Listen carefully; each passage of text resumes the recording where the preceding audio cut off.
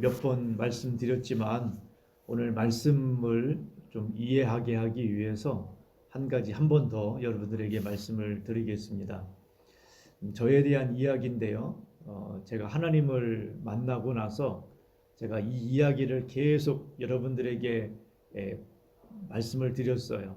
그 나머지 다른 이야기들도 있지만 여러분들에게 이 이야기가 뭘 의미하고 또 이것이 여러분들에게 여러분들 안에서 어떻게 움직여야 하는지를 오늘 말씀을 통해 다시 이해하고자 합니다.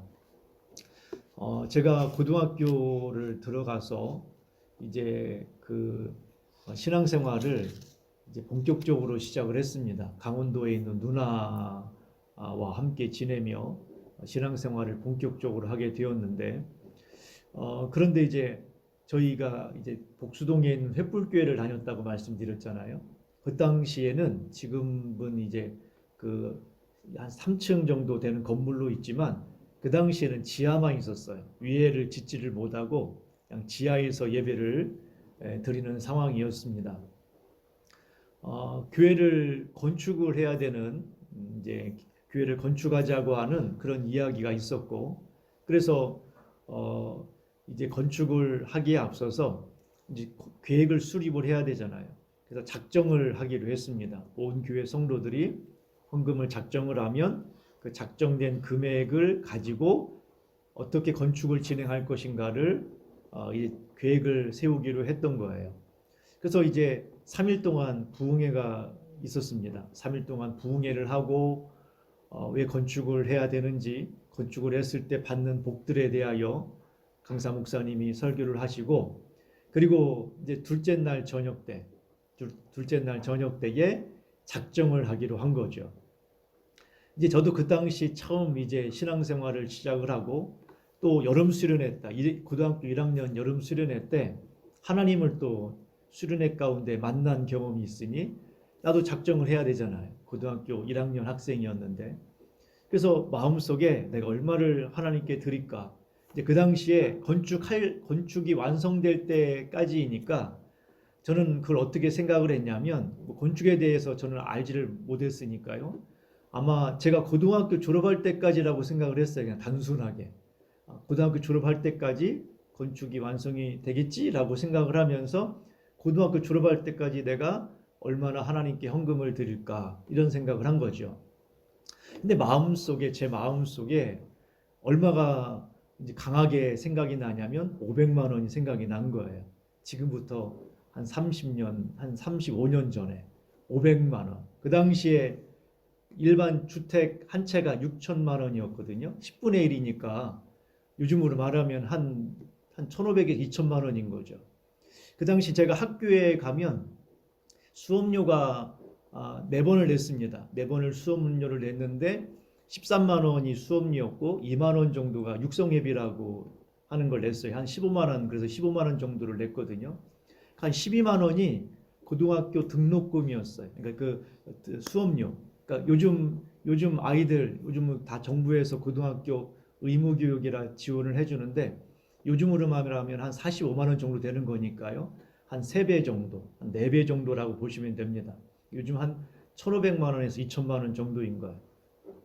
근데 제가 용돈을 받는데 몇천 원 받는데, 아니 무슨 3년을 아무리 모아도 뭐 50만 원도 안 되겠는데, 그런데 마음속에 500만 원이 생각이 나는 거죠. 그래서 500만 원은 쓸 수가 아무리 생각해도, 제 고등학교 1학년 단순한 나이에 생각을 해도 500만 원을 못 쓰겠어요. 그래서 타협을 했죠. 하나님, 500만 원은 아닌 것 같습니다. 제가 300만 원 쓰겠습니다. 그러면 이제 그게 어느 정도냐면 요즘으로만 한 1,000만 원 되는 거예요. 1,000만 원. 300만 원만 쓰겠습니다. 하나님, 500만 원은 이건 아닌 것 같습니다. 그래서 300만 원을 썼어요. 300만 원을 쓰고 이제 헌금을 이제 하겠다고 작정을 했죠. 자, 그리고 나서 이제 사람들이 작정을 했을 거 아니에요. 사람들이 작정을 했으면 그걸 딱 모아가지고서 이번에 부흥회 때 어느 정도 성도들이 작정을 했고, 그래서 이것을 이렇게 건축을 진행하겠습니다라고 이제 성도들한테 얘기를 해야 될 거 아니겠어요? 그걸 이제 성도들한테 이야기를 해야 되는데 주일날 되었을 때 목사님이 저를 불러요. 야, 초로야, 그래서 좀 와봐라 해서 예, 따라갔더니 사무실로 저를 데려가더라고요. 사무실에 갔더니 장로님 한 분이 같이 앉아 계세요. 그 당시에 장로님이 한 분 계셨는데 목사님 형님이 장로님이셨어요. 장로님하고 목사님이 앉아 있었죠. 그래서 뭔 일인가 하고 봤더니 제가 작정한 종이를 앞에 내놓으시더라고요. 그러면서 하시는 말씀이 너가 작정한 금액이 많은데 없는 걸로 하자고 이야기를 하는 거예요. 이 금액을 포함시킬 수가 없는 거죠. 그러니까 목사님과 장로님이 생각하기에 두 가지를 생각을 했어요. 제가 세 번째로 많이 낸 거예요. 300만 원이. 목사님이 1000만 원 냈고 장로님이 1000만 원 냈고 제가 세 번째로 300만 원을 낸 거예요. 그러니까 제가 고등학교 1학년 학생이에요. 그러니까 이게 얘가 내려고 한 게 아니라 뭔 모르고 썼구나라고 이렇게 이야기를 한 거죠. 가뜩이나 작정을 300만 원 했는데 저는 그 당시 1학년이었으니까 작정을 하고 났는데 집에 갔더니 덜컥 겁이 난 거죠. 내가 어떻게 작정을 하지? 이걸 어떻게 내지? 저는 그 당시 그래도 순수한 마음이라 작정했으면 무조건 해야 된다는 생각이 들어서 이걸 어떻게 내지? 이걸 괜히 했나? 아니 내가 미쳤나 막 이러면서 한 2, 3일을 지냈거든요. 월화수 부흥회를 하고 이제 4, 5, 6 이제 목금토 집에서 내가 괜한 짓을 했나 봐 막 이러면서 정신이 막 번쩍 들면서 이러고 있는데 목사님이 불러가지고 이거 없던 걸로 하자 하니까 내심 안심이 되면서 네 알겠습니다 하고 나오려고 하는데 마음 한편에 어떤 생각이 드냐면요. 화가 나는 거예요. 화가. 아니 그러니까 한쪽에서는 안심이 되는 반면 한쪽에서는 아니 하나님이 하시면 하는 거 아닌가? 아니 작정하라고 할 때는 언제이고 작정을 했더니 그것도 취소하는 것도 뭐야? 뭐 이런 생각이 또 들어요.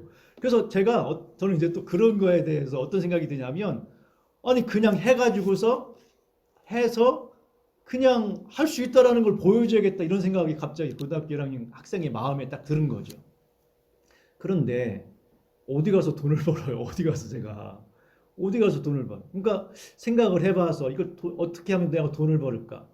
어떻게 하면 돈을 벌지라고 생각을 했더니 제 고등학교 친구 하나가 그 신문 배달을 하더라고요. 아침에 학교에 오기 전에 한 4시, 3시에 일어나서 신문 배달을 하고 아침에 오는 거예요. 그래서 걔가 공부를 못하느냐? 공부 잘해요. 성실해요. 이런 애도 있네? 그런 생각이 드니까 나도 얘처럼 이제 얘가 돈을 좀 버는 걸 보니까 돈을 부모님께 타 쓰지 않고 그 신문 배달을 해서 타서 스스로 이제 벌어서 쓴다는 이야기를 듣고 이런 애도 있네 라고 생각을 해서 야 나도 한번 하자. 근데 거기가 어디냐면 거의 파남동이거든요. 제가 여기 복수동에 살았으니까 집에서 왔다 갔다 할 수 없잖아요. 왜냐하면 한 3시쯤에 일어나야 되거든요. 3시에 일어나서 신문차가 오면 신문을 뜯어가지고서 간지를 넣어요. 광고지 같은 걸 넣고 그걸 접어서 그 다음 배달을 하고 끝나면 거의 6시거든요. 그러니까 한 3시부터 차가 어디 있습니까? 거기서 갈 수도 없잖아요. 그러니까 거기서 그냥 잤어요. 먹고 자고 그냥 하고 학교 가고 그리고서 한 2달 했는데 이게 안 되겠어요. 이 공부가 안 돼요. 공부가. 이게 처음엔 한 2주 해보고 적응이 되겠지. 저한테는 적응이 안 되더라. 한 2달 했더니 야 이거는 공부도 안 되겠고 아무것도 안 되겠다. 이거 가지고서는 3년 동안 이거 가지고는 안 되겠다. 다른 방법을 선택을 해야겠는데 또 그 친구, 아까 말씀드렸던 그 신문 배달하는 친구가 공부를 잘했다고 말씀드렸잖아요. 저 친구를 봤더니 나도 얘 친구처럼 잘했으면 좋겠다. 그래서 걔를 따라다니면서 공부를 하면 장학금을 받으면 낫지 않을까라는 생각이 들었어요. 그래서 제가 누나를 불러놓고 이런 이야기를 했습니다. 어차피 누나가 나한테 3년 동안 등록금을 줄 건데 아니 어차피 나한테 줄 거 아니냐. 그러면 내가 장학금을 받으면 어떻게 해주냐면요. 15만 원을 내잖아요.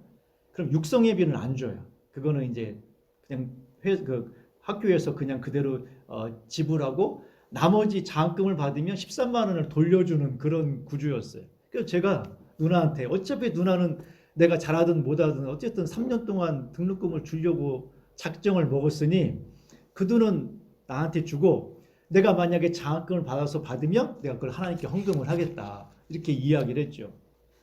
그리고 이제 공부를 시작을 했는데 그 친구는 워낙 수재라 머리가 잘 돌아가는데 나는 안 되는 거예요. 자, 그러면 이걸 어떻게 해결해야 돼요? 어떻게 해결해야겠죠?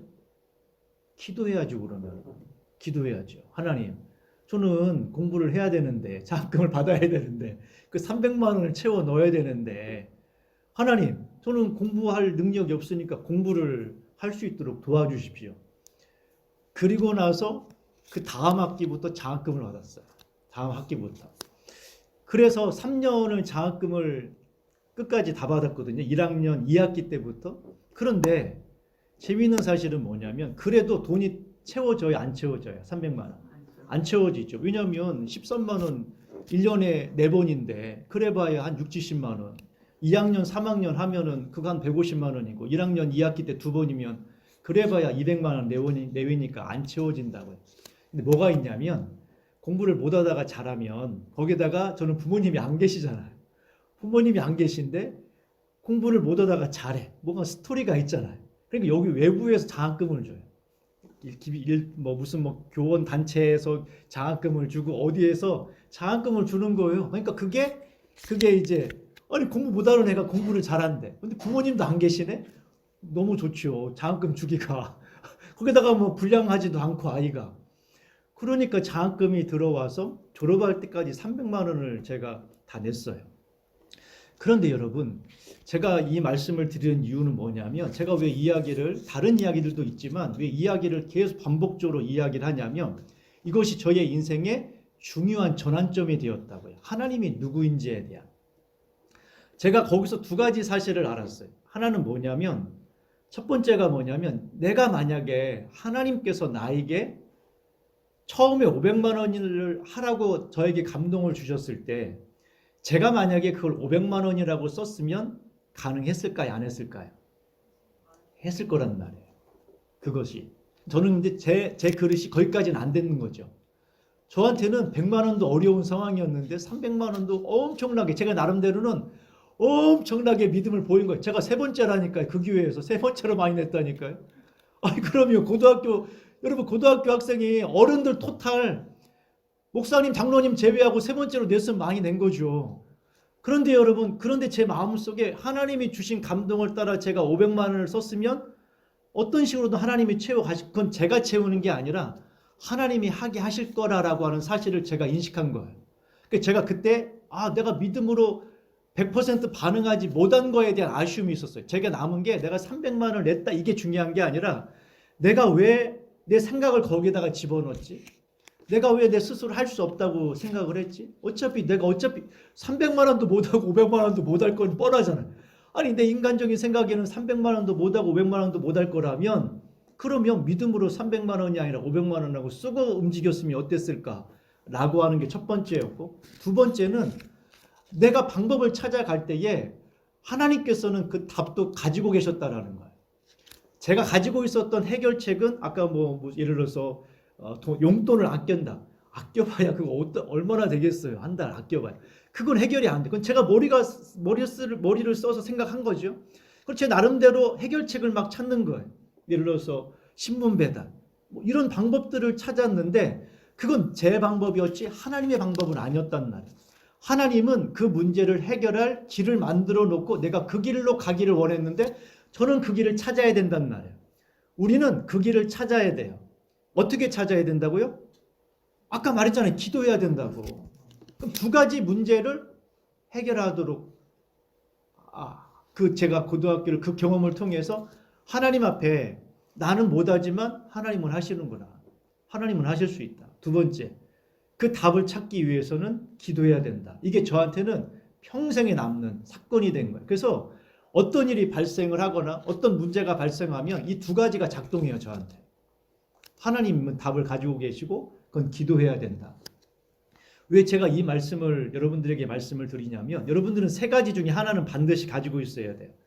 하나는 시간을 가지고 있든지 하나는 장소를 가지고 있든지 하나는 사건을 가지고 있든지 제가 이 세 가지를 다 이야기했어요. 제가 고등학교 때라고 하는 시간을 얘기했죠. 장소 제가 저기 복수동에 있는 횃불교회라고 말씀드렸죠. 세 번째 그리고 사건을 이야기해 드렸어요. 그 중에 여러분들도 세 가지 중에 한 가지는 가지고 있어야 된다는 거예요. 오늘 이스라엘 백성들이 하나님께서 이스라엘 백성들이 예상하지 않은 때 요단강을 건너게 하십니다. 언제 건너야 되냐면 비가 안 오는 건기 때 건너야 돼요. 근데 비가 오는 우리로 말하면 장마철에 건너게 하는 거예요. 아니 지금 흙탕물이 흘러내리는데 장마철에 건너가래요. 떠내려가는 거죠. 그건 발을 내디디면 떠내려가는데 하나님이 뭐라고 말씀하셨냐면 법궤를 맨, 정확하게 번역하면 언약궤, 약속의 궤를 맨 제사장들이 발을 내디디면 물이 끝일 거다. 그러면은 마른 땅과 같이 건널 거다라고 이야기를 해요. 여러분, 이 제사장들이 용기가 필요했겠죠. 인간적인 용기가 필요했을 거예요. 그렇죠? 여러분, 아마 뒤에 있는 사람보다는 앞에 있는 사람이 더 컸을 거예요. 저 같으면 뒤에 있다가 앞에가 빠져서 떠내려가면 얼른 뒤로 물러날 텐데 앞에는 그것도 없어. 그냥 앞에서 그냥 보고서 팔을 내딛어야 되는데, 그런데 하나님이 이 건기가 아니라 우기 때, 우리로 말하면 장마철에 이것을 행하게 하신 이유를 설명을 해요. 오늘 본문에 제사장이 발을 딱 내딛고 강 한가운데 딱 섰습니다. 물은 이미 끝쳤고요. 그러자 이스라엘 백성들이 이제 그 궤를 따라 이제 강을 건너가는 거예요. 건너가는데 하나님이 명령 하나를 하십니다. 너 각 지파에 한 사람씩 뽑아라. 그리고 그 지파에서 한 사람씩 그 제사장이 밟고 있는 그 주변에서 돌을 하나를 집으라는 거예요. 한 사람씩 12개. 돌 하나를 짚고 가지고 그것을 너희들이 오늘 밤 머물 그곳에, 길갈이라고 지금 성경은 기록되어 있는데 너희가 오늘 저녁에 머물 그곳에 돌을 세우라고 이야기합니다. 돌무더기 세우라는 거, 12개의 돌무더기. 자, 그리고 나서 이제 제사장들이, 백성이 다 빠져나온 다음에 제사장들이 마지막에 이제 강을 딱 나오자 원래 상태로 물이 흘러내렸어요. 자, 여기서 이 돌무더기를 만들려고 하는 이유, 자, 스토리를 잘 보세요. 이스라엘 백성들에게 지금 아직 요단강을 건너지 않아서, 그들이 건너지 않은 상태에서 어떻게 했냐면은 아직 뭐 지금 물이 좀 줄어든 다음에 건너겠지 했더니 하나님이 아니래요. 그냥 너희들 준비하고 있어. 3일 안에 건널 거야. 대신 너희들은 성결해야 돼. 딱 이렇게 말씀하시고 3일 있다가 제사장이 물을 밟으면 물이 끝일 거다. 그러면 제사장은 강 한가운데 있고 백성들은 건너가라. 건너가다가 이제 각 지파별로 남자 하나가 돌 하나를 가지고 너희들이 유숙하는 곳에 갖다 두고, 그리고 이제 그러면 이제 제사장들이 나가면 물이 이제 흘러내리겠죠. 자, 이걸 하는 이유, 그리고 돌무더기를 세운 이유를 이야기해요. 돌무더기를 이렇게 세운 이유, 이렇게 하신 이유가 있단 말이에요. 세 가지를 이야기합니다. 세 가지. 첫 번째가 24절이에요. 24절 보세요. 자, 24절 중간에 보시면 너희가입니다. 4장 24절 찾으셨나요? 자, 너희가 너희 하나님 여호와를 항상 경외하게 하려 하심이라 하라. 항상 경외하게 하려 하심이라. 23절 보세요. 23절. 자, 너희 하나님 여호와께서 요단물을 너희 앞에서 마르게 하사 너희를 건너가게 하신 것이, 자, 여호와께서 요단물을 너희 앞에서 마르게 하사 너희를 건너가게 하신 것이 너희 하나님 여호와께서 너희 앞에 홍해를 말리시고 우리를 건너게 하심과 같았나니. 자, 이게 지금 이런 이야기를 하는 거예요. 무슨 말이냐면, 야, 너희들이 지금 요단강을 건넜잖아. 그런데 이거는 지금 홍해를 건넌 사건하고 같은 거야 라고 말하고 있는 거야. 자, 이스라엘 지금 이 사람들은 홍해를 건너고 나서 이스라엘 사람들이 애굽에서 나왔잖아요. 그리고 홍해를 건넜어요. 그리고 시내산에 머물고 나중에 불순종해서 광야 40년을 지냈단 말이에요. 그럼 대부분의 사람들은 광야에서 태어난 사람들이에요. 광야에서 태어난 사람들. 그들이 홍해를 건너진 않았을 거란 말이에요. 20세 이하는 건넜지만 그 이상, 그 이후에 태어난 사람들은 홍해를 건너지 않았어요. 자, 그런데 지금 하나님이 뭐라고 말하냐면 너희가 지금 요단을 건넌 것은 홍해를 건넌 거하고 똑같은 거야 라고 말했어요. 다른 말로 말하면 이스라엘 백성들, 출애굽했던 이스라엘 백성들이 홍해를 건넌 거나 여러분 오늘 요단강을 건넌 거나 다윗이 골리앗을 이긴 거나 제가 25년 전에 그것을 경험한 것은 다른 게 아니라 같은 일이라는 거예요. 같은 일. 같은 사건의 일이라는 거예요. 같은 사건. 내용은 달라 보이지만 그것이 말하고자 하는 의미는 한 가지라는 거예요. 그것이 의도하는 한 가지 의도. 그건 뭐냐면 너희가 하나님을 경외하게 하려 함이라는 거예요. 하나님이 누구인지를 알고 하나님을 경외하게 하려 합니다. 여러분 이 길갈이라고 하는 곳에 이스라엘 백성들이 그날 밤만 머문 게 아닙니다. 그곳에서 몇 년을 머무냐면 7년을 머물러요. 길갈에서. 여기가 가나안 정복의 전초기지예요. 전초기지. 그래서 여기에서 7년 동안 나가서 전쟁했다가 돌아오고 전쟁했다가 돌아오는 식의 일을 해요. 자, 그러면 요거 잘 보세요. 이스라엘 백성들이 전쟁을 하러 갈 때에 이 사람들이 전쟁 훈련을 해본 적이 있어요, 없어요? 없죠. 자, 가나안에는 특별히 블레셋 사람들 같은 경우는 철제 무기들이 있었어요. 이스라엘 사람들은 철제 무기가 있었어요, 없었어요? 없었어요. 철제 무기를 처음 가진 게 언제냐면 사울 왕 때예요. 사울 왕 때.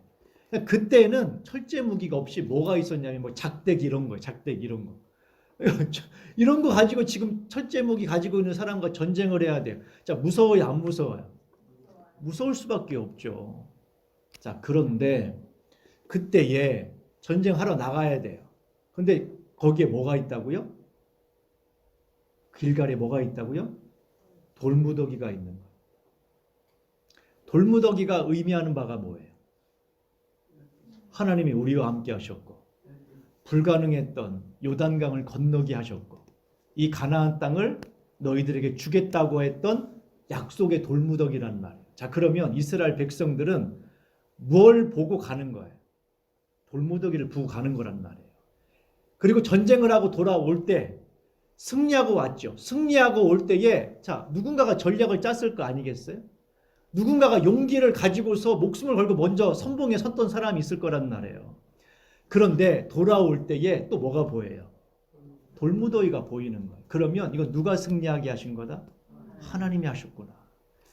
여러분 이걸 지금 여러분 안에 여러분의 인생 속에 적어도 어떤 사건이 있어야 되냐면 그게 날이 될 수도 있어요. 예를 들어서 성탄절, 예를 들면 추수감사절, 아니면 뭐 이런 절기가 될 수도 있고 여러분의 인생에서 제가 아까 말했던 것처럼 고등학교 때 저의 인생에 어떤 문제가 발생을 하거나 어떤 하나님의 도움이 필요하다고 느낄 때 아니면 제가 인생의 길을 잃어버렸다고 느낄 때 저는 어디로 가야 된다고요?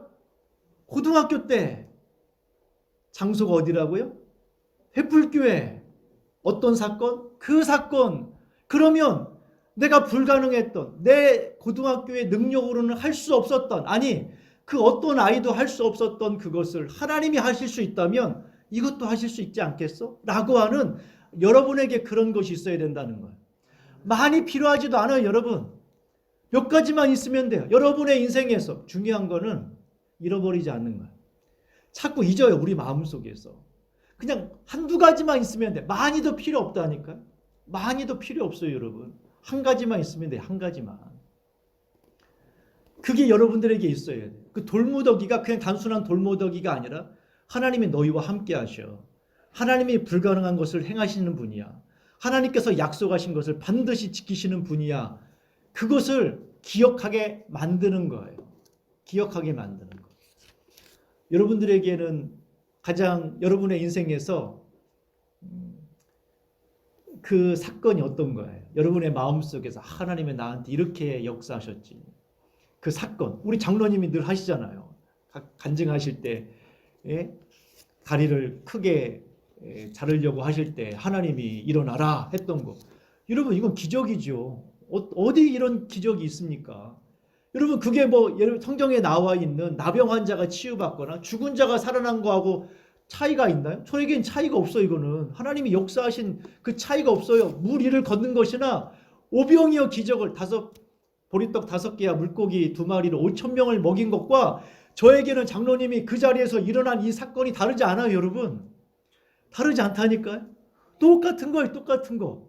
그들에게 역사하셨던 하나님이 장로님과 함께 하시고 다윗과 솔로몬과 또는 믿음의 사람들과 함께했던 그분이 여러분의 삶 속에서 역사하고 있다니까요. 그걸 기억해내는 거예요. 마음속에 돌무더기를, 내 인생의 돌무더기를 세워놓고 내가 마음속에 하나님이 나와 함께 하셨지, 내 인생에 이렇게 역사하셨지 라고 하는 사실을 기억해내는 거예요. 그래서 뭘 하도록? 하나님을 두려워하며, 나쁜 의미의 두려움이 아니에요. 하나님을 경외하도록, 하나님을 존경하도록, 하나님을 사랑하도록 하라는 거예요. 또 이것만이 아니라 두 번째 의미는 뭐냐면 이것을 너만이 아니라 너희 후손에게 가르쳐주라고 이야기합니다. 자, 21절 22절 보세요. 21절 22절 보시면 이스라엘 자손들에게 말하여 이르되 후일에 너희 자손들이 그들의 아버지에게 묻기를 이 돌들은 무슨 뜻입니까 하거든 너희는 너희의 자손들에게 알게 하여 이르기를 이스라엘이 마른 땅을 밟고 이 요단을 건넜습니다. 아이들이 자라면서 뭔가 돌무더기가 있잖아요. 생뚱맞게. 그러면 이거 아빠 이게 뭐예요? 라고 하면은 이건 말이지 우리가 요단강에 건널 수 없는 그곳을 하나님이 건너게 하신 거야 라고 가르쳐 주라는 거예요. 여러분들에게 있어서 가장 강력한 간증은 여러분들이 경험한 하나님이에요. 다윗이 골리앗을 이겼다, 중요하죠. 그걸 자녀들에게 이야기할 수 있어요. 하나님이 골리앗을 이기셨대. 다윗을 통해서 하나님이 너에게 역사하실 거야. 중요하죠. 괜찮아요. 그런데 더 강력한 게 있어요. 여러분에게 역사하신 하나님을 이야기하시면 돼요. 여러분의 삶 속에서 역사하신 하나님. 여러분의 삶 속에서 역사하신 그 하나님. 그 하나님을 보여주고 그 하나님을 경험하게 하고 그 하나님을 찾게 하는, 그게 바로 이 길갈의 돌무더기가 되는 거예요. 우리의 경험으로 끝나는 게 아니라 우리 자손들이 그것을 볼 수 있도록. 그래서 여러분 성경에 보면 그렇게 시작을 하잖아요. 당신의 하나님, 아버지의 하나님으로 시작했다가 그 나의 하나님으로 바뀌잖아요. 여러분 하나님께서 야곱에게 나타나셔서 했던 말이 뭔지 아세요? 처음에 그가 형을 피해서 도망가잖아요. 그런데 돌아올 수 있을지 걱정이 돼요. 돌아올 수 있을지 없을지도 모르겠고 자기가 가는 그 삼촌의 집에 자신을 맞이해 줄지 안 맞이해 줄지도 모르겠어요. 정말 거기다가 자기 형이 지금 자신을 쫓아와 죽일지도 모르겠고 모든 게 지금 불확실한 상황에서 하나님이 딱 나타나셔서 하나님이 자기를 소개할 때 뭐라고 소개했냐면 나는 아브라함의 하나님, 이삭의 하나님이야. 나는 너의 할아버지의 하나님, 너희 아버지의 하나님이야. 이렇게 소개를 해요. 하나님이 자기 자신을 나는 너의 할아버지 아브라함, 너희 아버지 이삭의 하나님이다 라고 이야기한단 말이에요. 자, 그러면 여기서 야곱이 하나님이 지금 나의 하나님이라고 고백합니까? 아니죠. 그냥 이 야곱에게는 하나님은 누구의 하나님이냐면 자기 할아버지와 자기 아버지와 함께 하신 하나님, 자기 할아버지나 자기 아버지 속에 역사하신 하나님이었어요. 그런데 이제 이 야곱이 어떻게 돼요? 나의 하나님으로 고백하게 돼요. 그 하나님이 자신의 인생 속에서 경험이 되어진단 말이에요. 그래서 야곱은 더 이상 나의 아버지 하나님이라고 말하지 않아요. 나의 하나님이라고 말하는 거죠. 왜? 자기의 인생에 이제 자기의 스토리가 생겼으니까.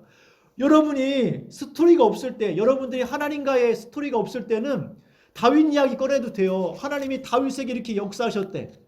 하나님이 아브라함에게 역사하셨대. 그럴 수 있죠. 내 이야기가 없으니까. 하지만 여러분들에게 이야기가 있다면 이제는 남의 이야기 할 필요가 뭐가 있어요.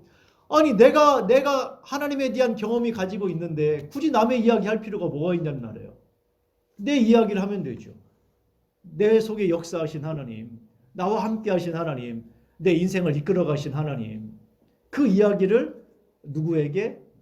자녀들에게. 그래서 그들이 처음에는 아버지의 하나님, 어머니의 하나님이라고 고백했던 그들이 어느 순간인가 자신의 인생에서 그 하나님을 자신의 하나님으로 받아들이고 그리고 나중에는 그 하나님이 나의 하나님입니다 라고 고백하게 만드는 거예요.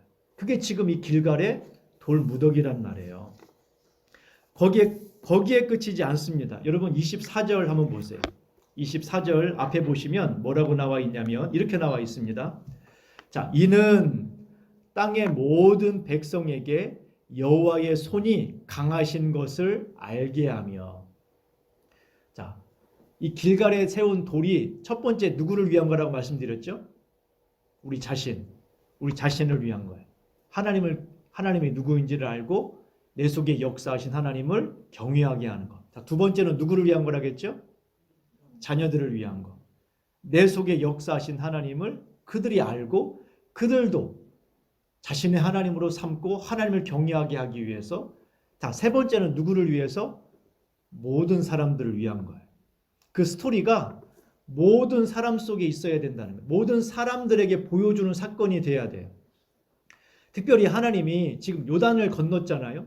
요단을 건너서 그들이 제일 먼저 만나는 성이 어디라겠죠? 요단을 건너서 만나는 첫 번째 성, 여리고성이죠. 그래서 정탐꾼이 여리고 갔다가 가는 날 들켜가지고 도망 나왔잖아요. 첫 번째 성이 여리고성이에요. 그런데 여리고성, 요단강, 여리고성 사이가 길갈이거든요. 요단강에서 길갈까지가 3km이고 길갈에서 여리고성까지가 3km예요. 자, 그러면 여리고성 사람들이, 여리고성이 좀 높아요. 지대가 한 200m 높이니까 한 산, 저기 건너편에 있는 저 높은 산 정도 된다고 보시면 돼요. 자, 그 산에서 이렇게 보면 이스라엘 백성들이 보여요, 안 보여요? 보이죠. 한 3km면 그거 보이죠. 넓게 한두 사람도 아니니까 넓은 산 위에서 이렇게 보면 넓게 이제 이스라엘 백성들이 보인단 말이에요. 그러면 이 사건은 누구를 향하여 주는 사건이냐면 여리고성과 이스라엘 백성들만이 아니라 가나안 사람들에게 주는 메시지라는 거예요.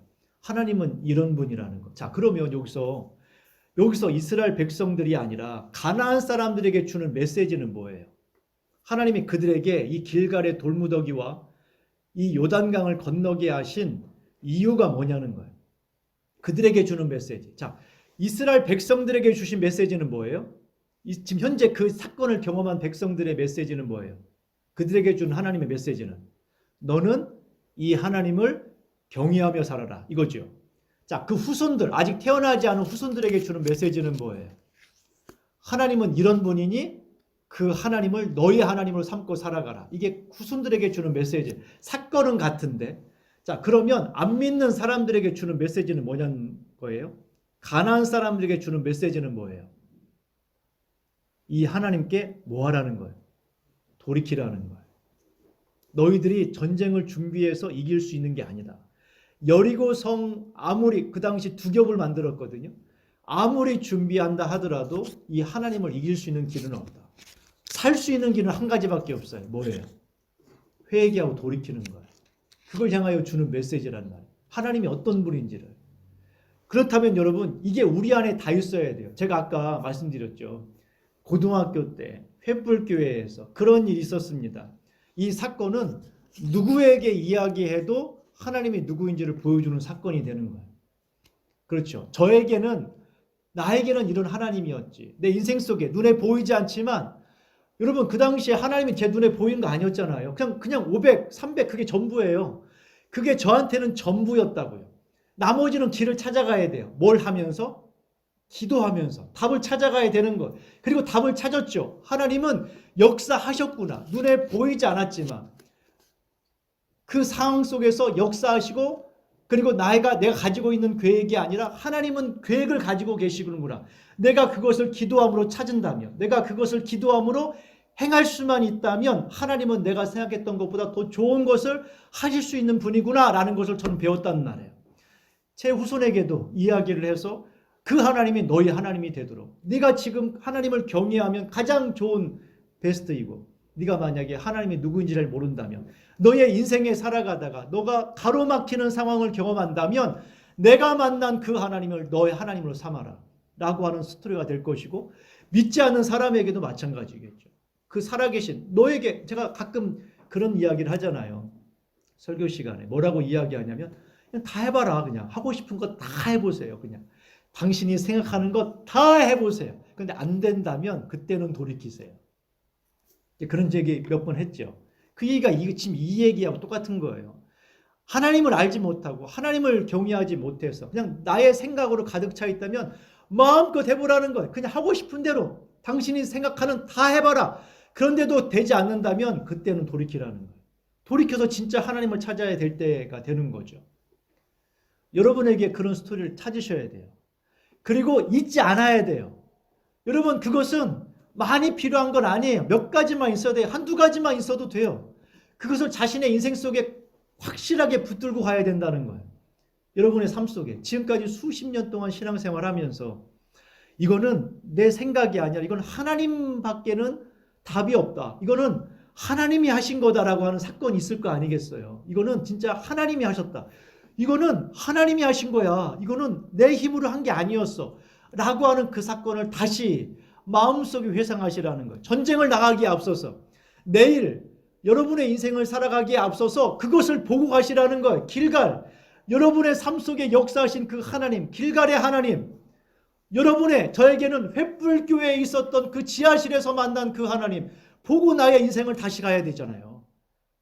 그렇게 하시라는 거예요. 여러분의 인생 속에서 내일 하루를 시작하면서 나의 삶 속에서 역사하신 그 하나님을 보고 다시 전쟁터로 나아가고 세상으로 나아가고 세상에서 돌아올 때에 승리했을 때 내가 한 게 아니라 하나님이 하셨구나 라고 고백할 수 있기를 간절히 소망합니다.